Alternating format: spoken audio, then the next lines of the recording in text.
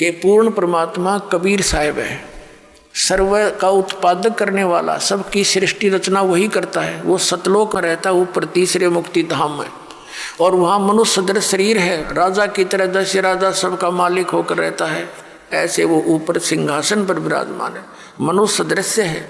वहाँ से गति करके आता है, चल के बहुत स्पीड से, इतनी स्पीड है उस परमात्मा की, मन की स्पीड भी फेल है उसके सामने। तो वहाँ से परमात्मा चल कर आता है, और फिर वो यहाँ आकर क्या करता है, अच्छी आत्माओं को मिलता है और वही काल के जाल में फंसे हुए दलदल से निकालता है। एक समय एक अब्राहिम सुल्तान अधम नाम का मुसलमान राजा था, बलक शहर का वो राजा था, बहुत ज़्यादा उसकी संपत्ति थी, और पिछले जन्म का वो परमात्मा का हंस था। वो कौन था पिछले जन्म में? एक सम्मन नाम का मनियार था, उसकी पत्नी नेकी थी, और ये सम्मन और नेकी द्वापर युग में वाल्मीकि के घर में जन्म था। ये दोनों पति पत्नी ही थी, और उनको परमात्मा मिले थे बालक रूप में, जैसे वो लीला करते हैं प्रत्येक युग में। तो उनकी उस सेवा के वश परमात्मा ने उनको फिर वहाँ आकर संभाला था। उसके बाद नेकी और उसका पुत्र सेव तो पार हो गया था, सम्मन नहीं हुआ था। तो वो सम्मन ने उस जन्म में बहुत ज़्यादा पुण्य किए थे, ये कथा अलग से सुनाऊंगा कभी, आज विषय दूसरा है। उसने अपने पुत्र की कुर्बानी भी दे दी थी परमात्मा की सेवा के लिए, कबीर साहब ने उसको जीवित कर दिया था।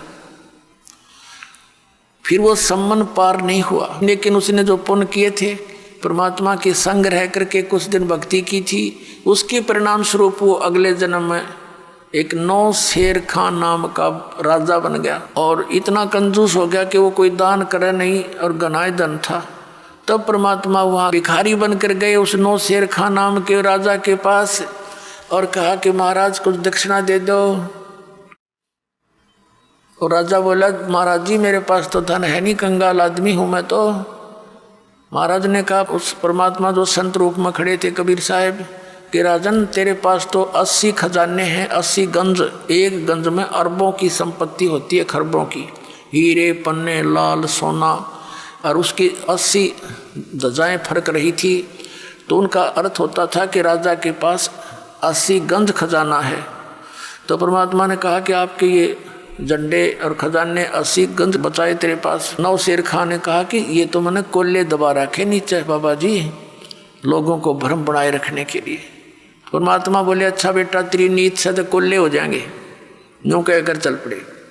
अब राजा ने सोचा भी साधु की बात पार हो जाया करे, उसने खुदवा के देखा, नौकरों से वो सारे कोल्ले हो गए, लाल हीरे पन्ने जो भी थे, उसका तो कलेजा पकड़ लिया कती, और नौकरों को भेजा कि संत को लाओ बुला के, और नौकर भागेगी, महाराज जी आपको राजा बुलाता है, अगर राजा को गरज पड़े तो यहाँ आ जाएगा, ये बैठा मैं। वो नौकर कुछ भागे गए कि महाराज जी वो तो ऐसे ऐसे करें। वो नौ शेर खां राजा आप जा कर के चरणों में गिर गया। परमात्मा ने कहा, भाई बात सुन, ठीक है। उसने प्रार्थना की, परमात्मा बख्श दो, मेरे से गलती होगी, मेरा धन वैसा ही कर दो। तो परमात्मा ने कहा कि इसमें से 80% दान करे तो तुझे वापस दे सकता हूँ, वैसा ही कर दूंगा, जो आप कहोगे वैसा ही कर दूंगा, चल वापस आ गया। अब मेरे सामने कर, कंजूस कई फिर गलती कर दे। अब उसने देखा उसे फिर हो गया तो सोना हीरे पन्ने कति। राजा ने फिर तुरंत भंडारे ला दिए, साधु संत भक्तों को हैं वो बांट दिए 80 गंज। परमात्मा चले गए और का दीक्षा ले नाम दे दिया, ये तो मार मार खीर खिलाओ अपने बच्चों को। एक समय एक कथा सुनाता हूँ। ये आदरणीय मुलुकदास साहिब जी ये अरोड़ा जाति में किसान थे, यानी खेती करते थे, बहुत बड़े जमींदार थे। और परमात्मा कहते हैं, जो जन मेरी शरण है ताका हूँ मैं दास, गेल गेल आ गया फिरूँ जब तक धरती आकाश, और 100 छल छिद्र मैं करूँ अपने जन के काज। अपनी प्यारी आत्मा को इस दलदल से निकालने के लिए 100 छल छिद्र करता हूँ, पता नहीं के वेश बना कर भटकता हूँ। एक नगर में परमात्मा सत्संग कर रहे थे। ये समय समय पर आकर भक्ति जीवित कर जाते हैं दाता कबीर साहब। उसी नगर में मुल्कदास के गांव में 5-4 सेवक थे, गरीब गरीब व्यक्ति। और परमात्मा उनके घरों में रुके हुए थे, सत्संग करते थे। भगत कहते थे जी कल हमारे भोजन करना, एक हफ्ते के लिए रोक लिया। 5-7 भगत परिवार थे। तो परमात्मा जिस भी घर में जाते उनका उद्धार करने के लिए, उनके कर्म बनाने के लिए, तो सब भगत ये सोचते गुरु जी आए हैं, अच्छा सा अच्छा भोजन करवाऊं, यानी खीर बनावें, हलवा बनावें।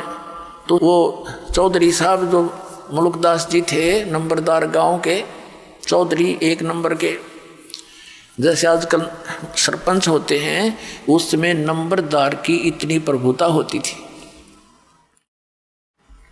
वो तो सुबह सुबह घूमने जाता या घूम कर जंगल से वापस आता खेतों से, तो उधर से क्या होता, गरीब के घर में परमात्मा विराजमान थे और वहाँ हलवा चढ़ा दिया।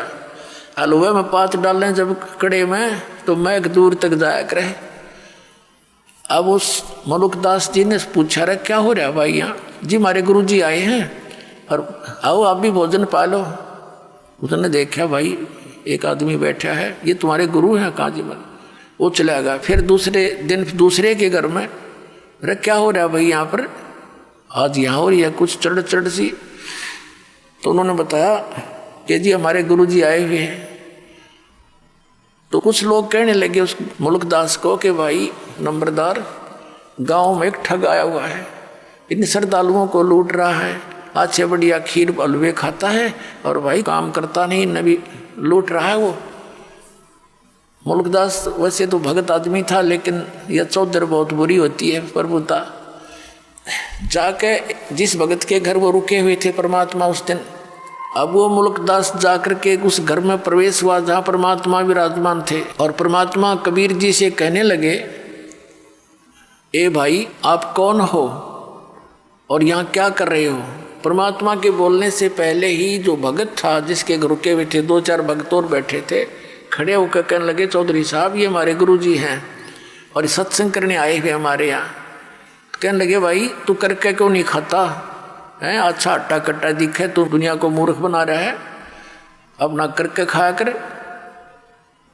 तो परमात्मा कहने लगे भाई मुझे तो बिना करे मिल जाए, चौधरी साहब मुझे तो बगैर काम किए ही दे रहा है भगवान। तो मुल्कदास कहने लगा तेरे को बिना करे दे रहा है, मुझे क्यों नहीं देता भगवान? कि आपको भी दे देगा यदि आपको विश्वास होगा और उन क्रियाओं को करोगे जिससे भगवान बिन मांगे भी देता है। तो वो कहने लगा क्या तेरा भगवान मुझे आज रोटी दे देगा? हाँ जी दे देगा, क्यों नहीं, विश्वास करो। बोला अच्छा, और जब ना दी तो सजा देख ले, फिर मैं तेरे को अपने खेतों में रखूंगा मजदूर बना के। और परमात्मा बोले जब भगवान ने तेरे को आज रोटी दे दी तो क्या करेगा? कि मैं तेरा चेला बन जाऊंगा। परमात्मा बोले भाई ठीक है, पर याद रखिए इस बात ने, पक्का हूँ भाई वचन का मैं। वो मुल्कदास जी बोले, मुल्कदास जी का खेत थे पूर्व में, उसका अपना खेत था पूर्व में, और चला गया पश्चिम में दूसरे गांव की सीमा में। वहाँ एक पेड़ के ऊपर बैठ गया जाकर, अब देखूंगा या मैंने कौन खाना खिला देगा। अब क्या हुआ, ये गडरिये होते हैं बकरी भेड़ पालने वाले, उनका कोई त्योहार था। उन्होंने सलाह बनाई कि भाई इस वृक्ष के नीचे खीर बना लो। एक आधी गायें भी उनके साथ थी लागड़े। हम इतने बकरियां चराते हैं, वो बकरियां चराने के लिए, गायें चराने के लिए आगे को ले गए काफ़ी दूर, और 1-2 भगत की सेवा लगा गए। वो वहाँ उसी वृक्ष के नीचे खीर बनाने लगे। उन्होंने लकड़ तोड़ कर चूल्हा बनाकर और वो खीर बना दी। खीर बन चुकी थी, इतने में क्या देखा उन्होंने कि कुछ घोड़ों पर व्यक्ति आ रहे हैं, दूर से धूल उठ रही है, तेजी से दौड़े आ रहे हैं। उनको पता होता था जंगली लोगों को कि इस तरह की जब कोई आता है वो डाकू होते हैं।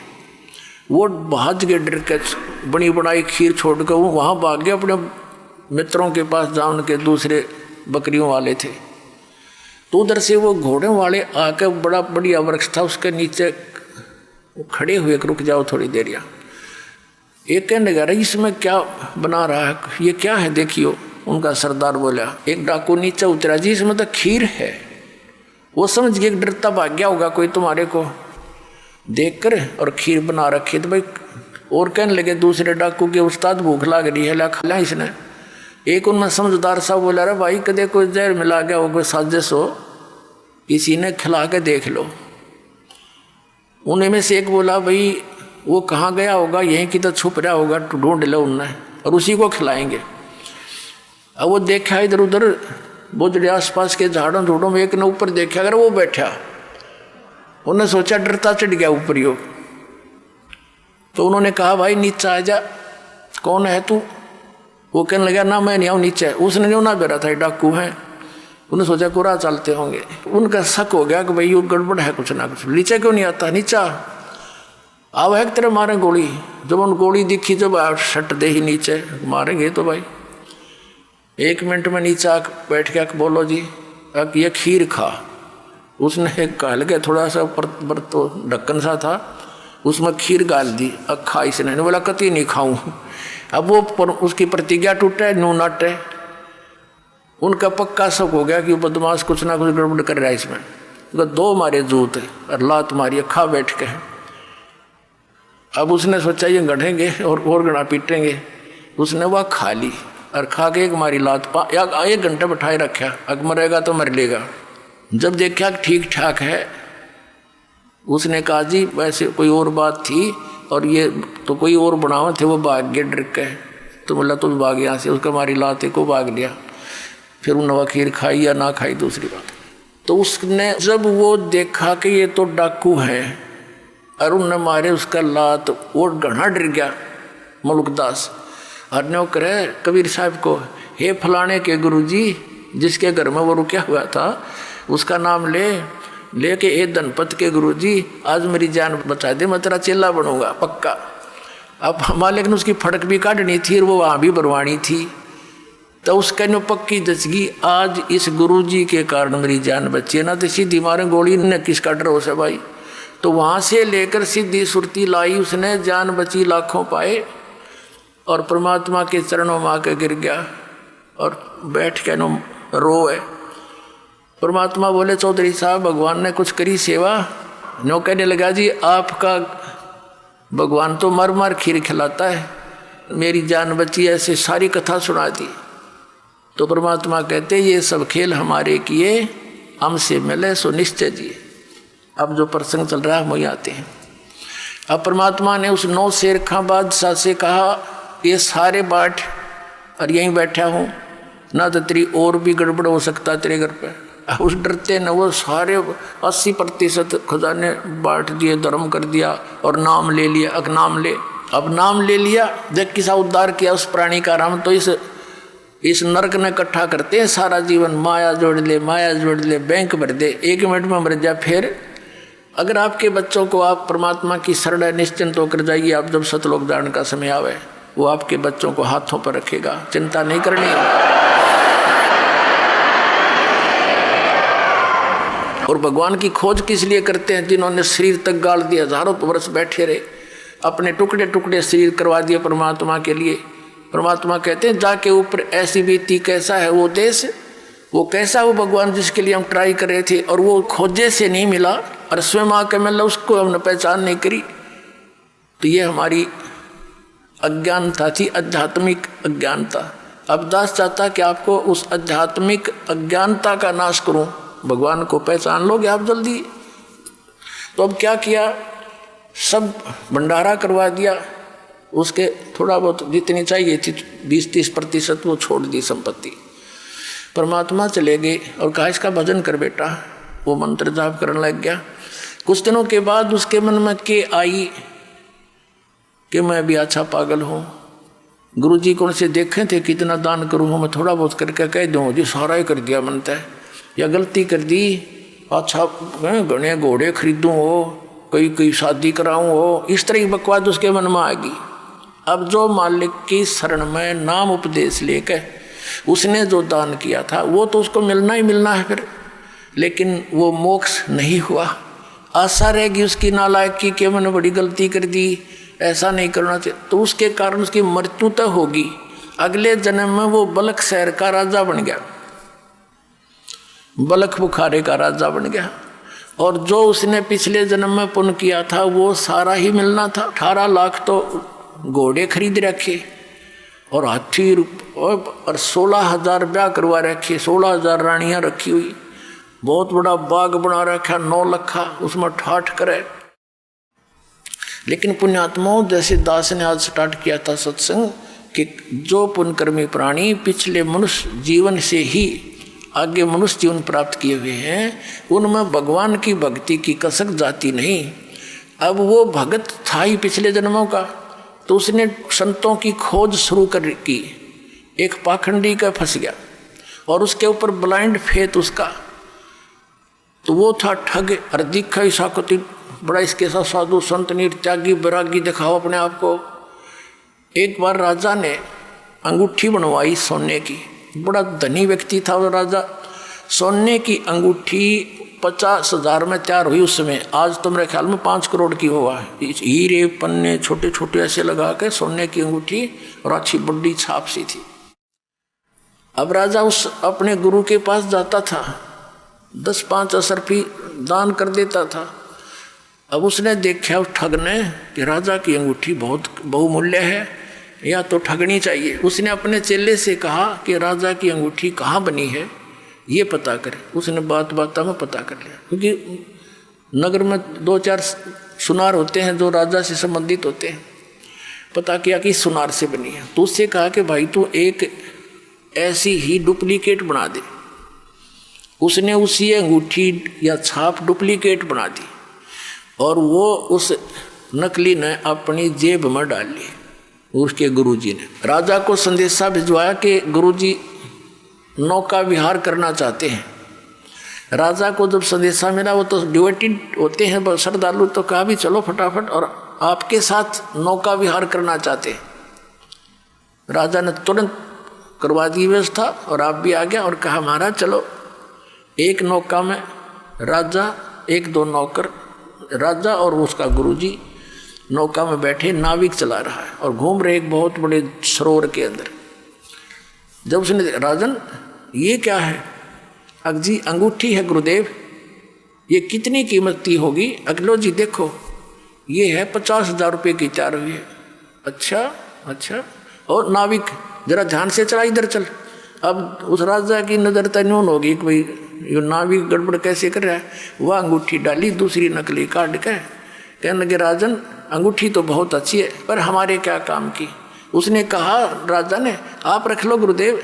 अरे हमारे क्या काम की, हमारे लिए तो मिट्टी है। वहाँ फेंक दी तालाब में।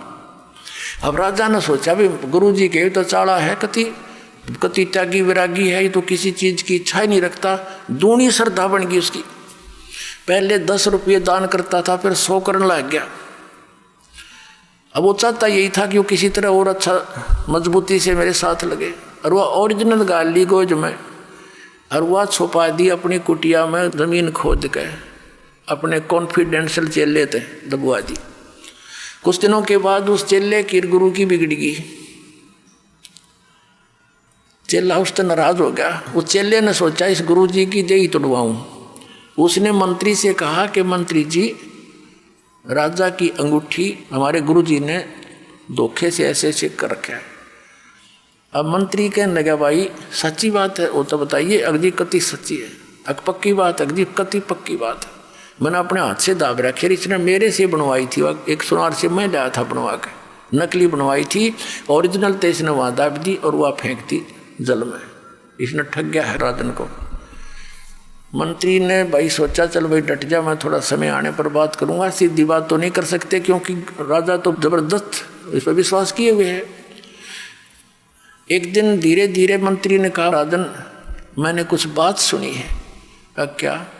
कि आपकी अंगूठी उस आपके गुरुजी ने आपके साथ धोखा करके और नकली जल में फेंक दी, असली वो लिए बैठा है। अब राजा ने बोला, मंत्री फिर से ये बात मत कहना, मेरे गुरुदेव के बारे में ऐसी बात तू बोला मत। अब मंत्री चुप हो गया। परमात्मा ने दया करनी थी उसके ऊपर। को काफ़ी देर जब मंत्री चुप रहा, कहने लगा, मंत्री सच बता, क्या यह सत्य है? अजी मुझे जिसने बताया है उसका कॉन्फिडेंशियल चेला है, और उससे मैंने बहुत खोद कर पूछा कि सच्चाई होनी चाहिए। वो कह दी कति सच्चाई ना, मेरी गर्दन काट दे। तो राजा इतना विश्वास करता था कि मंत्री अगर वहाँ बात कच्ची पाएगी तो मैं तेरी गर्दन काटूंगा, तो फिर तसल्ली कर ले। उसने फिर तसल्ली की, कन्फर्म होगी। तब वो चेला बुलाया, चेले से पूछा कि किस सुनार से बनवाई, तो सुनार बुलवाया राजा ने। मंत्री ने भी उस सुनार से पूछ लिया था। जब राजा को विश्वास हो गया, फिर भी नहीं हुआ, भाई देखो मैं तो जब मानूंगा अंगूठी मेरे पास हाथ में होगी। वो अल्लाह बोला जी चलो मैं बता दूंगा। राजा, मंत्री, 2-4 सैनिक, 10 बॉडीगार्ड गए और जाते चेले ने काट के वह खोद कर दे दी। और गुरु बैठा बैठा देखे वह अंगूठी ये आपकी। तब राजा ने देखा, उसकी तरफ करड़ा करड़ा पैरा मार के गिर गया। वो उठा गए, माफ कर दो आप तो बख्शनार हो, मेरे से गलती होगी। उसका 2 मारी लात, अग्नि निकल जाए दुष्ट यहाँ से। तो उस दिन के बाद देखो पुण्यात्मा दास क्या बताना चाहता है कि जो ये पुण्यात्माएं नकली संता कर फंसी पड़ी हैं और उन पर पूर्ण विश्वास करे बैठी हैं परम धनी जान के। ठीक है, श्रद्धालु का तो ये स्वभाव होता ही होता है। अब ये ठग दुरुपयोग करते हैं इस टाइप के। तो उस राजा को नास्तिक बना दिया उन्होंने। राजा ने आदेश दे दिया कि जो कोई भी संत साधु पावे मेरे पास लाओ। सीधा आदेश नहीं दिया कि इनको मारो और भगा दो, कि कोई भी संत मिल जा उसको लाओ पकड़ के मेरे पास लाओ। अब सैनिक घूमने लग गए, जहाँ भी कोई साधु संत मिले उनको राजा के पास लावे। राजा उनसे प्रश्न करे कि तुमने कभी भगवान मिला है, तुम्हें रब मिला है, अल्लाह मिला है, आपको मिला है तो मुझे मिलाओ। अब चाहे वो अच्छे भगत थे, जैसे भी थे, नेक थे, उनमें सारे के ठग होया करें, तो उनका कोई उत्तर नहीं होता था। उनको उठा करके कैद में डाल दिया। एक संत ऐसे कोई समझदार सा था, उसको पकड़ जाए। उसने प्रश्न किया राजा ने कि मुझे दिखाओ भगवान तुमने मिला है। तो संत ने कहा जी एक दूध का गिलास मंगाओ। राजा ने सोचा ही पीता होगा, आदेश दे दिया नौकर को कि भाई मीठा करके गिलास दूध ला दे। अब दूध लाकर उस ऋषि संत को दे दिया, साधु को। वो साधु दूध में उंगली दे रहे से देखे। अब राजा कहता जी पी लो, अपने पीना है तो, इसमें मीठा डाल रखा है, दूध है। उस संत ने कहा जी मैंने सुना है दूध में घी होता है, लेकिन आपके दूध में तो घी है ही नहीं, मैं पीऊँ क्या इसको। तब राजा बताने लगा, हंसा कि महात्मा जी आप जंगल में रहते हो, आपको पता नहीं दूध से घी कैसे बनता है बताऊं। इसको गर्म किया जाता है, फिर ठंडा सा करके नवाया सा करके इसमें जामुन लगाया जाता है, फिर दही बनता है, दही बनकर फिर बिलोया जाता है, रिड़का जाता है, फिर ये घी निकलता है, समझे। तब उस संत ने कहा राजन इसी प्रकार जैसे दूध से घी निकालने की विधि है, ऐसे ही परमात्मा के पाने की विधि है, मैं बताऊंगा और आप करो। राजा कहने लगा घड़ी बात मत बना, चलो अंदर, तुम बकवास, ऐसी बातें मैंने बहुत सुन रखी है तेरे जैसे पाखंडी। वो भी जेल में डाल दिया और चक्की पीसने की ड्यूटी लगा दी। 360 संत कैद में डाल रखे थे। राजा लोग इन अपराधियों को आटा पीसने की ही सजा देते थे, क्योंकि घोड़े गाड़े रखा करते, सैनिक रखा करते, उनका आटा उनसे ही पिसवाते थे। अब परमात्मा आते हैं, क्योंकि वो भक्त भी तो उसी परमात्मा की आत्मा है जो भगवान के लिए घर छोड़कर जंगल में बैठे थे। भले ही वो शास्त्र विरुद्ध साधना कर रहे थे, लेकिन पूर्व जन्म के उसी के बच्चे थे। अब वो चक्की पीछे रोए, हे भगवान बता तेरे नाम पर निकले थे, आज मालिक तेरी भक्ति करते करते ये दुख हमारे ऊपर आए। तो कहते पहुँचूंगा क्षण एक में अपने जन के काज। एक तीर से कई शिकार करते हैं भगवान। उधर से उस राजा को दलदल से निकालना था, उधर से उनकी भी बंद छुटवानी थी। अब क्या हुआ, एक दिन परमात्मा एक ऊंट, जैसे राजस्थान के अंदर होते हैं ये राजस्थानी, बड़े बड़े साफे होते हैं इनके, ऊंटवाल बोलते हैं इनको, और लंबी नोक की जूतियाँ होती थी पहले, एक लठ रखते थे साथ में, छोटा सा कुर्ता सा पहनते थे, धोती डबल टांग की पहनते थे। ऐसी वेशभूषा बनाकर एक कारवां बोलते, कारवान, उस रभारी जैसी, और राजा के रेजिडेंशियल प्लेस पर यानी उसके निवास स्थान की छत पर, राजा के घर की छत पर रात्रि के समय, और ऐसे खोद मारे लाठी की छत पे, खट खट हुए। राजा की छत पर तो चिड़िया की आवाज़ भी नहीं हो सकती। राजा एकदम नींद से उठा, मंत्रियों को फालन किया, ये क्या आवाज़ आ रही है, तुम कहाँ सो गए हो। और पकड़ के लाओ ये कौन है कमबख्त। अब लाए ऊपर तो पकड़ के एक राजस्थानी सा नो लठ ले रहा हाथ में और नो खड़ा। राजा बोला तू कौन है? परमात्मा बोले भाई मैं ऊँट रखता हूँ गने, और कल मेरा एक ऊँट गुम हो गया, उस ऊँट ने ढूंढता ढूंढता तेरी छात पर आ गया। मैं नो सोचूं था कहीं आना बैठा हो तेरी छात पर मेरा ऊँट। अब राजा कहता है अरे बोले आदमी छत पर कभी ऊँट हो सकता है? यानी क्वाइट इम्पॉसिबल, तू कहाँ ढूंढ रहा है? तो परमात्मा ने कहा जिस प्रकार छत पर ऊँट नहीं हो सकता, नहीं मिल सकता, इसी प्रकार तू इन संतों को दुखी करके अब्राहिम भगवान नहीं पा सकता, क्वाइट इम्पॉसिबल। अन्यों का अंतर ध्यान हो गए, अदृश्य हो गए। वहां से राजा को चक्कर आ गया, क्योंकि सामने से आदमी एकदम उद्दल हो जा तो कलेजा हिल जाए इंसान का। और वहां पहुंचे कहां पर? जहां वो चक्की पीस रहे थे। परमात्मा ने जाके कहा उन जेलर से कि भाई मेरी भी सजा कर दी तुम्हारे राजा ने। वो भी साधु सा रूप बना लिया मालिक ने वहां जाके। कहने लगे अच्छा भाई तेरी सजा कर दी? कहाँ तू बड़ा ईमानदार आप पाया गया। अकबर भाई क्या करूं, क्या करूं? और मैं नहीं कहीं और फिर पकड़ के लाएंगे मुझे। तो उस जेलर ने भी अंदर कर दिया कि चल पकड़ चक्की पीस। अब परमात्मा बोले भाई बात सुन सैनिकों पुलिस वालों, एक काम करेंगे हम सभी, उनसे कह दिया कैदियों से, कैदियों भाई डट जाओ, बंद कर दो चक्की को। एक काम करेंगे, चाहे तो आटा पिसवा लो और चाहे इसमें ये दाने डलवा लो, एक काम तुम करो, एक काम करेंगे। अब उस सैनिका ने सोचा अच्छा ये तो क्रांतिकारी है भाई, इसने सारे ये भी चंगरा दिए। तो उन्होंने सोची कि लाइन की फड़क काट देंगे। पहले 4 घंटे पिसवाते थे तो ईब इनको 12 घंटे पिसवावांगे और हम कनक डालेंगे, ये पीसेंगे। कहने लगे तुम चक्की पीसो और हम कनक डालेंगे। परमात्मा बोले ठीक है पोजीशन पकड़ो। अब वो सारे पुलिस वाले खड़े हो गए, क्यों पुलिस वाला एक का जना 10 चक्की हम डाल दे, इतने वो लगे रहे काफ़ी देर तक। तो परमात्मा बोले भाई तुम खड़े हो जाओ साधु भक्तों और आंखें बंद करो। उन्होंने आंखें बंद कर ली और परमात्मा ने अपने हिस्से की जो चक्की थी उनके लिए रखी हुई थी उसका डंडा लगा दिया सोठी। वो 360 चक्की अपने आप घूमने लगी, नू खखाट उठ गया। और परमात्मा बोले ले भाई सैनिकों कितना ही पीस लियो और हम चले। परमात्मा ने कहा आंखें खोलो। उन आंखें खोली तो उस नगरी से बाहर 1 किलोमीटर दूर जंगल में सारे संत खड़े। और परमात्मा ने कहा इसे साकेट की नगरी में फिर मत आइयो, तुम भाग जाओ यहाँ से। अब वो तो छोड़ कर जूती नूजा खोखाट बाबा जी तक गए पार सीमा तक। अब उधर से क्या हो रहा है, वो चक्की आप पाप चलें, उन पसीने आगे बुखार चढ़ गए सारे उन पुलिस वालों के और दूर खड़े हो गए। देखे सारे। फिर एक सैनिक गया राजा के पास कि राजन ऐसे ऐसे एक संत आया था और उसने ऐसे जादू जंत्र किया कि सारी चक्कियाँ चल रही हैं, सारे कैदियाँ ने भगा ले गया अंतर जान करके। उधर से राजा के बारे में पता चला कि यहाँ भी आया था। राजा ने जाकर देखा कि सचमुच चक्कियाँ चल रही है। वो तो इसलिए था कभी सैनिकों के ऊपर फिर ये दुखी करा कर तुमने भेज दिया उनको। तो चक्की चलती देख कर वो कहने लगा भाई थारा दोष नहीं, ये तो मेरे पास भी आया था।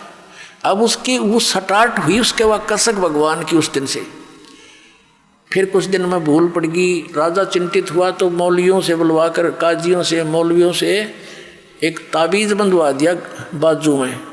उन्होंने बताया जी ये तो कोई ऐसे जन वगैरह होते हैं, भूत प्रेत, ये फरिश्ते वगैरह आ जाते हैं, कोई ऐसी बात नहीं, अब नहीं आएंगे। कुछ दिनों के बाद परमात्मा ने क्या करा, एक यात्री का रूप बनाया। शाम के समय एक छोटी सी पोटली राह चलते रखा करते, बैग बैग जैसे छोटा सा, उसमें अपने रास्ते के कपड़े आदि होते थे। ऐसा लेकर के एक पोटली सी सिर पे, और शाम के समय राजा बैठा था अपने महल के सामने घर में। एक तो होता है उनका दरबार ऑफिस, वो अलग होता है, एक अपने घर में बैठा था। और वो परमात्मा पहुंच गए वहां सामने राजा के पास। राजा से जाकर कहने लगे अरे भाई धर्मशाला वाले, ए सराय वाले, एक कमरा किराए पर दे दे भाई, और उसका किराया बता दे, मैंने एक रात काटनी है। राजा उसके मुंह की तरफ देखे। उन्हें सोचा भोला बाला यात्री ग्रामीण है, इसका धोखा लग गया। वो कहने लगा, भाई आप कौन हो? उसने कहा, परमात्मा ने, मैं यात्री हूँ, मैंने अपने जाना है सफ़र पे, देर होगी, मैंने रुकना है रात ने, तो किराया बता दे, कोठड़ी मैंने दे दे। तो राजा बोला, तेने पता ये क्या स्थान है? अब क्या है भाई, बता दे। कि ये मेरा महल है, मैं राजा हूँ यहाँ का, ये सराय नहीं है। परमात्मा ने पूछा, तेरे से पहले इसमें कौन था भाई? कि मेरे पिताजी थे। उससे पहले कौन था? कि मेरे दादे परदादे, मेरे पूर्वज थे। तो वहाँ वो कहाँ गए? कि वो तो अल्लाह खुदा को प्यारे हुए। तो आप कितने दिन रहोगे इसमें? जब अपना नंबर आवा ना मृत्यु का, जब होश हवास उठ जाते आदमी के, कहाँ जाना तो मुझे भी पड़ेगा। फिर न महल समझा मूर्ख तू, ये सरा नहीं तो क्या तू महल समझता है? ये तेरे बाप दादा पड़ पीढ़ी, ये भी बसे सरा में गिद्दी, ऐसे ही तू चल जाए, इसलिए मैंने यह महल सरा बताई। न्यू कहकर अंतर ध्यान हो गए। राजा को चक्कर आके गिर गया। अब फिर और मौलवी बुला दिया, उसने दूसरी बात जुगा तबीज बांध दिया। कब नहीं आओगा, भूत प्रेत था कोई। इन्होंने बेरा यो प्रेत ना हटता, ये तो हमने निकाल कर छोड़ देगा यहाँ से काल के जाल से। अब क्या हुआ, कुछ दिनों के बाद राजा कुछ नॉर्मल सा हुआ। ये राजा क्या करता था, एक 9 लखा बाग होता जिसमें 9 लाख प्रकार के पौधे लगाए जाते हैं, मतलब उसमें अच्छा बढ़िया वातावरण बनाने के लिए। वहाँ राजा टहलता था और दोपहर के समय 2-3 घंटे वहाँ विश्राम करता था। उस बाग के अंदर राजा की जो बेड था, बिस्तर था, उसको संवारने का, आसपास चारों तरफ फूल फाल सजाने की ड्यूटी बांदियों की लगाई जाती थी, नौकरानियों की। परमात्मा ने एक दिन एक बांदी का, दासी का रूप बनाया, नौकरानी यानी रानियों की ड्रेस में और नौकरानियों की ड्रेस में अंतर होता था। अब परमात्मा ने एक नौकरानी का रूप बना के और बेड बिछाया खूब सुंदर, चारों तरफ गुलदस्ते लगा दिए। राजा की बेड पर स्वयं सो गए, बंदी रूप में, नौकरानी रूप में। अब राजा आया, उसने देखा कि तेरी सेज पर, तेरे बेड पर एक बंदी सोए। इसका इतना दिमाग खराब हो गया, इसका इतना डर निकल गया। वहाँ पर एक अंटर रखा होता था, राजाओं के पास रखते थे, आसपास रहता था। एक अंटर उठाया, कोड़ा। वो कोड़ा इतना ज़बरदस्त लगा करता था, अगर घोड़े का मार दे तो घोड़ा बैठ जा, इतना पीड़ा होती थी। उसने क्रोधित होकर के उसको, परमात्मा को बंदी जानकर, दासी मानकर, नौकरानी मानकर 3 कोरडे जबरदस्त ढंग से मारे और 3 निशान न्यारे न्यारे मालिक के कमर पर हो गए। अब परमात्मा बांदी रूप में खड़े हुए, दासी रूप में। पहले तो थोड़ा सा रोने का बहाना किया और फिर हंसते हंसते लोटपोट हो गए, जमीन पर लौट कर हंसे हंसे, डटे नहीं डटे। अब उस राजा ने सोचा, इन कोरडे लागे पाँच आदमी आसन का तना रहा करे, क्या कारण है? उसने बाजू पकड़ के उठाया, बांदी तू हंसी क्यों, मुझे इसका कारण बता। तब परमात्मा ने कहा कि मैं इसलिए हंस रही हूँ, या इसी निकम्मी बेड है जो बिस्तर तेरा, जिस पर मैं 1 घड़ी सोई और 1 घड़ी सोने का मुझे दंड मिला 3 कोरडे। मैं न्यू हंसूँ बेटा, तेरी गेल के बनेगा, तू तो रोज सोए इस पर, अब तेरे साथ के बनेगी, मैं न्यू हंस रही हूँ। और न्यू कह के अंतर ध्यान हो गए। उस दिन 2 घंटे मौसम आया, राजा बेहोश हो गया। लेकिन ये संसार के लोग जो काल के दूत ना मानने दे, रानियां ने फिर जंतर मंत्र करवा कर गले में तबीज बंधवा दिया, अगना युग ठीक रहेगा। उधर से क्या किया, मंत्रियों ने सलाह दी रानी को कि इनको आप बाहर भेज दो, जंगल में शिकार करके आएंगे, वहाँ इनका दिल सा हो जाएगा दूसरी टाइप का, यहाँ रहेंगे तो चिंतित रहते हैं। अब वो चिंतित नहीं रहने लग गया, भाई सचमुच ये तो एक दिन मरना है, ये सब छूटेगा। लेकिन हमारी आस्था की जड़ें घनी गहरी होती हैं। भगवान क्रेन का काम करेगा ना, जब निकलेंगे हम यहाँ से तो वो क्रेन भी लाओगा हमारे लिए, सत्कर मानना, तो कुछ भी करना पड़े पर हम लगे रहना इसके। अब क्या किया, वो 1 हफ्ते का प्रोग्राम बना के जंगल में चले गए, सैनिक भी मंत्री भी, जाकर लगा दिया पड़ाव। तो सुबह उठ के सब चल पड़े शिकार के लिए। 12 बज गए, कोई शिकार यानी पशु उनको मारने के लिए नहीं मिला। तो बगैर शिकार लिए राजा वापस आओ अपनी बेइज्जती मानता है। इतने में क्या देखा कि एक हिरण आ रहा है, मृग। राजा ने कहा सैनिकों, अगर ये मृग हाथ से निकल गया उसी को मृग की तरह मार डालूंगा। सब सतर्क हो गए। अब वो मृग राजा के घोड़े के नीचे के निकल गया और दूसरे घोड़ों पर थे अपने अपने। अब किसने कहा है मार दूंगा। अब यावा होता शर्मिंदा होकर पीछे दो घोड़ा दौड़ा दिया मृग का, और सेना से रहेगी पीछे, और वो घोड़ी दूर आगे निकल गया। वो मृग जा करके इधर उधर बाईपास मार गया, अंतर ध्यान हो गया। क्या दिखा था उसने? वो तो मालिक की लीला थी। इतनी दूर चला गया, आसपास उसके साथी भी नहीं, और घोड़े को भी प्यास, झाग आगे प्यास लग आई, राजा को भी प्यास और भूख जबरदस्त लगी। ऐसी स्थिति होगी कि जब 10 मिनट जल नहीं मिला तो मौत हो जा। परमात्मा कहते हैं सोचल छिद्र मैं करूं अपने जन के काज, जो जन मेरी शरण है ताका हूं मैं दास, और गेल गेल लग गया फिर साथ साथ रहता हूं जब लग धरती आकाश। जो बच्चा गऊ की नजर में यूं साईं को संत, और भगता के पीछे फिर वो भगत वत्सल भगवंत। अब वहां परमात्मा ने क्या लीला की, एक सुंदर बाग बनाया बगीची, और एक बहुत सुंदर छोटा सा तालाब निर्मल जल का, और एक झोपड़ी, और आप बैठ के जिंदा महात्मा, मुसलमानों में जिंदा महात्मा ज़्यादा होते हैं, उनको फक्कड़ फकीर बताया करें। जिंदा महात्मा का रूप बना के झोंपड़ी का आगे बैठ गए, और 3 कुत्ते बहुत सुंदर, उनको बेलों से बांध रखा जो कुत्ते बांधने की होती है, और एक बेल खाली रखी हुई थी कुत्ते बांधने की एक्स्ट्रा। अब राजा ने देखा, वाह या अल्लाह, क्यों जब आदमी मरने को आता है जब कहता या अल्लाह मेरी जान बचाओ भगवान, मर गया तो आप ही रख सको। अब परमात्मा जो रक्षक है उसका तो हमें पता ही नहीं, वो हमारा रक्षक, तीनों लोकों में प्रवेश करके सबका धारण पोषण करता है, तो वो सुनता है पल पल की। वहाँ वो बगीचे सब साजबाज 1 सेकंड में कर दिया। अब राजा थोड़ी देर दूर आ गया, देखा सचमुच बहुत बड़ा सरोवर है, और थोड़ा सा तालाब है, बाग बगीचे अच्छी मेवा फल फ्रूट लगे हुए हैं। घोड़े को पानी पिलाया, घोड़ा बांध दिया वृक्ष के, स्वयं पानी पिया, कुछ खाया पिया, फिर देखा महात्मा जी बैठे हैं, महात्मा के पास आए। अब आदमी का जब संकट टल जाता है इसने फिर बकवाद बाती हैं, वो शुरुआत हो जाती है। जाके कहने लगा बाबा जी इन 3 कुत्तों का क्या करेगा तू, ये 2 मुझे दे दे।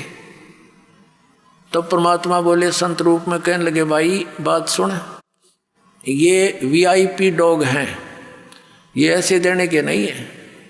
वो कहने लगा VIP कैसे, कि ये है ना बलख शहर का जो राजा है वर्तमान में, ये उसका पिता है, ये इसका दादा, और ये इसका तीसरा दादा। इन निकम्मों को मैं बार बार समझाया करता, भाई परमात्मा बच लो, ये राजपाट सदा नहीं रहेगा, पर इन एक नहीं सुनी। आज ये कुत्ते बन गए, और उनके लिए हलवा बना रखा पालक ने, और इतनी दूरी पर रख रखा, उनके जो पहुँच से बांध रखे थे, यानी 6 इंच दूरी पर। वो खूब कोशिश कर ऐसे खाने की, यूँ खाने की। देख अब इनको हलवा चाहिए, वो बेल थी ना खाली, वो हमारी उनका कमर पर एक अगला मैं खिलाऊंगा तुम ना हलवे काजू किशमिश के, वो चिल्लावे ट्या ट्या करें, और वो सुने सारी कहानी। और फिर परमात्मा बोले या खाली बेल है ना भाई, या बताओ किस लिए ले रखी है। अब जो वर्तमान में राजा है ना वो मरेगा, और वो कुत्ता बनेगा, उसने इस बांध दूंगा, अरे इस कीट के साथ ही उसके तो पसीने आ गए। अब चरणों में गिर गया उस संत के, हे भगवान या बिरान मट्टी होगी, अज्ञा तेरा गए भाई, कौन है तू, कि मैं जी वो बलख बुखारे का राजा हूँ। तो परमात्मा ने कहा ये तेरे बाप दादा थे भाई, इन भी तेरे की तरह बड़ी बदपहल कमाई, अब तू तख्त बैठ कर भूली, तेरा मन चढ़ने को सूली। नालायक जो काम करने का था उतने शुरुआत भी नहीं की। इतना कहकर अंतर्ध्यान हो गए, राजा बेहोश हो गया, चेत हो गया। नरमात्मा बहुत होती है भगत की। काफ़ी देर के बाद वो होश में आया, क्या देखता है, ना वो कोई संत है, ना कोई कुत्ता है, ना बाग ना बगीचा, ऐसे पड़ा कॉलर में। और घोड़ा देखा, घोड़े के पैर पानी में भीगे हुए हैं, पानी पी रखा अपना तृप्ति। अब वो समझ नहीं सका और ये पता लग गया तो बहुत बुरी बनेगी भाई। उसी समय इतने मायूस हो गया, आके सैनिकों से बोला नहीं और ऐसे संकेत किया कि उठाओ सब सामान को, चलो मेरे साथ। वो सैनिक तो ट्रेंड होते हैं, 10 मिनट में बांध के अपने बैग रो लिए गिर घोड़े ले गए, वापस आ गए। रानियों ने पूछा मंत्रियों से क्या हो गया, अगदी पता नहीं, ऐसे ऐसे मृग के पीछे पीछे गए थे और पता नहीं वहाँ क्या हुआ इनको, और वापस आए तो किसी से नहीं बोलते। एक कमरे में जाकर बैठ के रानी चली गई, मंत्री चले गए, मुख्य रानियाँ होती हैं वो तो राजा साथ घुली मिली होती हैं, सब कुछ बोल देती हैं। कहने लगे जी आप तो औरतों से भी गए गुजरे, औरतें कहा करती हैं मुझे ये दिख गया, वहाँ खड़ी थी एक बाबा दिखा, वहाँ खड़ी थी एक भूत दिखा, आप तो उनसे भी गए गुजरे होगे, हिम्मत करो, आप तो क्षत्रिय हो। ये है उसमें लगी पंप मारने, उसका तो कलेजे जख्म हो गया। अब वो सोचा ही न क्यों कर समझाऊं बता। इतने में एक कुत्ता आ गया, उस कुत्ते के सिर में कीड़े पड़े हुए थे, जख्म था, उसमें जीव चल रहे थे। वो आकर कहने लगा अब्राहिम अब्राहिम देख ले, मैं उस नगर का राजा था, मैंने जितने भी ये शिकार खेल लिया और जुल्म किए, ये देख अपने कर्म का भोग भोग रहा हूँ। अब जान बचाई जा तो बचा ले भाई, यूँ कह कर वो आज्ञा खेदे ही। अब राजा कहने लगा देख लिया तुमने, तुम्हारे सामने, अब तो आगे पीछे हो तो चलो तुम ना मानो थे, और कहा निकल जाओ इस कमरे से बाहर। सबको बाहर कर दिया, कुंडी ला ली। रात्रि के समय घर के पीछे से कमंद डालकर, रस्सा डालकर, सब वस्त्र निकाल कर और एक साल की जो है ना चद्दर सी बांध के ऐसे गले में एक लपेटा करें साधु संत ऐसे, और निकल गया घर से। रात ने 20 किलोमीटर खींच दी रातों रात, घर के उठे इतने। अब आगे जाके क्या देखा, भूख लगी जोर की, एक मालन बेर बेचे थी। कहा मालन बेर कैसे देती है? कहने लगी 1 पैसे का शेर देती हूँ। अब्राहिम ने कहा ये मेरे पास पैसा तो है नहीं, ये जूती है, इतनी कीमती जूती पहना करता, 2.5 लाख रुपए की, 1.25 लाख रुपए की एक जूती, उसमें हीरे पन्ने जुड़ा रखे, सारी ऐसी थी, सबसे कम कीमत की थी जो पैर के चल जाओ। अब भूख का गे पुण्यात्मा, ये सोना काम नहीं करे, भूख लगी, कहने लगा ये दोनों जूती दे दूंगा तेरे को, मुझे 1 शेर बेर दे दे, और ये 2.5 लाख रुपए की है। मालन ऊपर ले मन तेनों कहने लगी मैंने तो 1 पैसा चाहिए, क्योंकि कैसे दे दे, और दोनों उठा कर अपने सारे दर ली। 1 शेर बेर जब तोलने लगी 1 किलो, 1 बेर जमीन पर गिर गया तोलते तोलते। मालन तेनों कह मेरा, अब्राहिम कह मेरा, तुले पाछे गिरा है, वनों के ना मेरे हाथ से गिरा है। उस बेर पे गुत्तम गुत्ता परमात्मा ने अपने रूप में आकर उसका एक दिरा कान पे है, ने बोला 2.5 लाख की जूती और 1 पैसे का बेर है, देखा तम सुल्तान तने के छोड़ दिया मेर, ये ममता क्या छोड़ा, तो राज ने गिर ले लिए फिर है नालायक, जब वापस अपने घर ने कर ले राज, तो अरे मुश्किल तो नरक से निकाला। अब घर के त्याग देने से राज नहीं त्यागा जाता पुण्यात्मा, अंदर से त्याग मिट्टी समझ इसको, और फिर चरणों में गिर गया, हे भगवान बड़ी दया करी आपने, मैं तो कति यहाँ तक दब चुका था दाता, आपने तो रस्सा बांध के निकाला हूँ। बेटा मुझे मालूम था तेरी दुश्मन थी माया, जिसने तो अपनी प्यारी समझ रहा था, अब मैं तेरे साथ होता ना, जिस चीज़ की आवश्यकता पड़े मुझे बताइए, हाजिर खड़ा पाओगा। अब क्या हुआ, शाम के समय उसने फिर भूख लगी ना, सुबह के समय रात तो कट गई, तो सुबह याद किया भगवान भूख लगी, आकाश से एक थाली आई, कपड़ा उसके ऊपर डला हुआ थाल पोस, उसने उठाकर देखा, उसके सामने आके रुक गई। उसमें क्या देखा, काजू किस्मत सेब संतरों के भरी, और साथ में हलवा खीर पूरी कचौड़ी और रोटी, सारी आइटम उसमें। वापस न्यू का न्यू ढक दिया कपड़ा और मुंह फेर कर बैठ गया, कहना भगवान ये तो आपने छुटवाए थे, ये फिर भेज दिए, 10 को सूखी रोटी दे दो। परमात्मा ने आकाशवाणी करी, बेटा तू सफल हुआ, अब तेरी आत्मा हट गई इस गंदे दलदल से, अब तू लकड़ी तोड़ और जंगल से बेच और अपना गुजारा कर और भक्ति कर बेटा, नाम बिना बात नहीं बढ़ेगी। अब उसको नाम दिया सतनाम, पहला मंत्र दिया, फिर सतनाम दिया, फिर कहा बेटा तुझे सारनाम दूंगा, सारनाम जब दूंगा तू योग्य हो जाएगा, और परमात्मा ने बताया कि मेरा वहाँ आश्रम है, तू वहाँ आ जाना। तो वहाँ एक रहते थे साधु रूप में परमात्मा। इब्राहिम वहाँ जाने लगा। फिर सारनाम का समय आया। परमात्मा ने कहा बेटा ठीक है वहाँ आ जाना, सारनाम तुझे दूंगा मैं। वो समय रख दिया, तिथि बता दी। तो राजा आ रहा था और एक बहन भगतमती वो उसी नगर की थी और उसके नगर के पास परमात्मा का आश्रम था छोटा सा। वो राजा जो भगत बन गया था वो नीचे से जा रहा था गली से। वो लड़की ऊपर से कोई कूड़ा करकट उठाकर और नीचे डाल दिया उसने। डालने के बाद देखा तो एक व्यक्ति पे गिर गया और लड़की झांक के देखा। फिर बाद में वो रोले मचाने लग गया, तूने ये क्या कर दिया, कौन है तू बदतमीज। तो उसने देखा झांक के को हो तो किसी आदमी पर गिर गया और आंखें लाल करके कहता है काश मैं आज राजा होता, तेरे टुकड़े टुकड़े कर देता, तूने मेरा सारा हुलिया बिगाड़ दिया। वो कहने लगी भाई साहब गलती होगी, मैंने देखा को नहीं, माफ कर दो, मैं आज राजा होता तुझे बता देता। तो वो लड़की ने सोची भाई यू क्या मतलब है, राजा क्यों कहता है। अब वो लड़की भी आश्रम में आना था, उधर से उसने भी गुरुजी से मिलने जाना था। वहाँ वो सारे इकट्ठे हुए। जब उसने देखा तो वो आदमी है जो रास्ते में इसके ऊपर गलती से कूड़ा गिर गया था।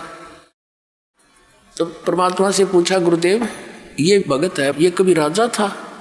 कहा बेटी ये बहुत बड़ा राजा था, इब्राहिम सुल्तान अदम नाम है इसका, बल्ख बुखारे का राजा है। अच्छा ये था वो। कहाँ। परमात्मा ने पूछा क्या बात थी।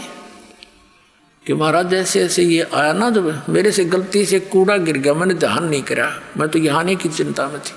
इसके ऊपर जब कूड़ा डला तो इसने बहुत बुरा बोला, तो मेरे तो बहुत गालियाँ दी और कहा यदि आज मैं राजा होता तेरे टुकड़े टुकड़े कर देता। अच्छा बेटा कोई बात नहीं, ये राजा था बेटी, इसमें कोई शक नहीं, बहुत बड़ा राजा था। अब कुछ देर के बाद उसने प्रार्थना की कि गुरुदेव आपके दास को सारनाम की दया करो, यदि योग्य हो गया हो। तो परमात्मा बोले बेटा अभी तो तू राजा है, जब दास बने ना जब आइए, 1 वर्ष का समय दे दिया। अब वो कहना जी मैं तो आपका दास हूँ, हे मालिक अब कहाँ राजा, मैं तो आपका दास हूँ। कहना बेटा ये तो ऊपर ले मन तो बोल रहा है, तू अंदर से राजा है। अब उसको न्यू नहीं डिक्लेयर किया, यूँ किस कारण से कहा अगजा 1 वर्ष के बाद आना। अब गुरु जी का आज्ञा सिर उधारिए, उठ कर चल पड़ा जैसे आपकी आज्ञा हो। 1 वर्ष के बाद निर्धारित समय और निर्धारित दिन के इस समय तक आना है तेने वहाँ उस दिन। और परमात्मा ने कहा बेटा अब कई रास्ता तो वहीं तेरे घर के पास से आओगा, इसके ऊपर भैंसों का गांव का गोबर और मूत थोड़ा सा पानी मिलाकर बाल्टी तैयार रखिए, और जब यूँ तेरे घर से नीचे का इसको ऊपर चोटी में गिरिए इसके। वो लड़की तो सवेरे बना के सारा सामान तैयार होगी और नो देखा कद से आवेगा, उसने आना ही था क्योंकि निर्धारित समय दे रखा। वो नीचे से आ रहा था, उस लड़की ने जचा के ऊपर तो तरडा ला दिया और सारा उड़िया बिगाड़ दिया उसका। और फिर ने बोली भाई साहब गलती होगी मेरे ते, माफ़ करियो। ने बोला बहन कोई बात ना, माटी पर माटी ये तो पड़ी है, कोई बात ना, धो लूँगा नहा लूँगा कोई बात नहीं। अब फिर वो नहा धो के, गर्मियों का समय था, थोड़ी देर में कपड़े सूख साख गए। फिर वो आया, वो लड़की उससे पहले पहुँच गई। परमात्मा ने पूछा बेटा करा काम हका कर दिया जी, तो क्या प्रतिक्रिया थी इसकी भगत की। वो लड़की बोली जी आज नो बोल आयु कि कोई ना बहन ये तो माटी पर माटी पड़ी है, धो लूँगा साफ हो जाएगी कोई बात नहीं। कहा बेटा आज यूँ योग्य हो गया सार नाम के, आज दूंगा इसने। फिर वो आया, चरणों में प्रणाम किया कि गुरुदेव आपका दास योग्य हो गया हो तो दया करियो दाता। ने बोला बेटा आज तू राजा नहीं है, आज तू दास है, और दास है तो मेरा खास है। बोला जी ना राजा नहीं था मैं। ना बेटा उस दिन तू राजा था, इस लड़की ने तेरे ऊपर वो कूड़ा डाला था, क्या बोला तू उस दिन। कहा जी उस दिन तो मैं कति ढेढ़ था, राजा तो होता कि मैं कर दे, मैं कुछ कर्ण का भी ना था फिर बकवाद करूँ था। ये परमात्मा आपकी दया से आज दास के अंदर दासापन आ गया। तो परमात्मा कहते हैं दासातन नेड़े नहीं नाम धरावे दास, और पानी के पिए बिना भाई कैसे बुझ जा प्यास। तो पुण्यात्माओं यही प्रोसेस जो सतनाम और सारनाम का शुरुआत से ही है, और आज यो नाम आपको सहज में मिलने जा रहा है। और आपको इस ज्ञान रूपी क्रेन से यहाँ से निकाल कर सतलोक भेजा जाएगा। अपने आत्माओं, इन बातों से हमने बहुत कुछ निष्कर्ष निकलेगा, क्योंकि अभी तक हमने लोक वेद सुन रखा था, हमने ज्ञान नहीं सुना था। अब और भी बहुत से प्रमाण हैं। जैसे एक नरसी नाम के भगत थे, सेठ था, बहुत पैसे वाला था, और वो इतना कंजूस था कि एक पैसा भी दान नहीं करता था। और ये माया रहती कंजूस के पास ही है और उसका नाश करने के लिए रहती है, क्योंकि अंत समय में मृत्यु हो जाएगी, वो उसको प्रयोग कर नहीं सका, फिर उसमें आस्था रह जाती है, फिर वहीं धक्के खाता रहता प्रेत बनकर या सर्प बनकर। अब परमात्मा ये चाहता है कि ये माया इसकी शत्रु है, इस माया से इसको भिन्न करूं और इसको इतनी ही दूं जो इसमें ये डूब के ना मर जा, इसका काम चले यू ऊपर तरह इसके। ऐसी विधि परमात्मा हमारी करना चाहता भक्त की। अब सभी भक्त जितनी भी आत्मा उसी के हैं, अब वो चाहे किसी को आज भज रहे हैं, लेकिन उससे तो कुछ मिलना नहीं, और उसके दुख में दुखी हमारे वो मूल मालिक ही होते हैं। उसके पास इतनी संपत्ति थी नरसी नाम के एक सेठ के पास कि उसको राजा की तरफ से ड्राफ्ट बनाने का आदेश था, जिसको हुंडी कहा करते थे। उसको राजा की तरफ से एक मान्यता प्राप्त होती थी, उसकी संपत्ति का आइडिया लगा के कि ये इतने रुपए तक की हुंडी यानी ड्राफ्ट बना सकता है। जैसे यात्री लोग होते थे, सेठ या व्यापारी होते थे, वो किसी शहर में अपने पैसे उस सेठ के यहाँ जमा करा देते थे, उससे वो हुंडी बनवा लेते थे ड्राफ्ट, और दूसरे जिस शहर में जिस सेठ की हुंडी मान्यता होती थी उसको जाकर के वो पर्ची दे दी जाती थी, चिट्ठा हुंडी। तो वो सेठ वो पैसे रख लेता था, उसको उतने पैसे उसमें अंकित थे वो दे देता था। फिर 1 वर्ष में या 6 महीने में वो सभी सेठ अपने पैसों का आदान प्रदान कर लेते थे, किसी का उधर से आया किसी का इधर से। ऐसे हुंडी चलती थी। और वो इतना कंजूस हो गया कि दान करे नहीं। उसकी पत्नी ने कहा कि चलो जी गंगा स्नान करके आते हैं, सभी जा रहे हैं, मेरा भी मन करता है। पहले तो मना कर गया कि यही नहा ले 2 लोटे पानी गिर के करेगी, इतनी दूर जाओगी। वो ज़्यादा जिद करने से कहने लगा पैदल चलेंगे। उसने सोचा मर ले तू पैदल चल, मर ले तो चल वहाँ तक। अब पैदल गया गंगा स्नान घाट पर स्नान करने। वहाँ स्नान जब करने लगे, परमात्मा आए एक ब्राह्मण रूप बना के और कहने लगे सेठ जी कुछ दान करो, नहाने आए हो, नहाने का पुण्य तो तभी लगेगा, कुछ ब्राह्मण को दान करो। अब सेठ कहने लगा नरसी हे ब्राह्मण, यहाँ तो मैं थोड़े पैसे लेकर आया हूँ, काम चलाओ अपने खाने पीने का, आपने पैसे चाहिए ना, वहाँ आ जाना मेरे घर पे। पहले भगवान ने कहा कि भाई इतनी दूर कैसे आऊँगा, कुछ पैसे दे दे। ने बोला ना 1 टका दूंगा, और 1 टका लिख ले मेरा, और वहाँ आज ये दे दूंगा घर पे, या नहीं दूँ, अब तो बस मैं अपना रास्ते का ही खर्च लेकर आया हूँ।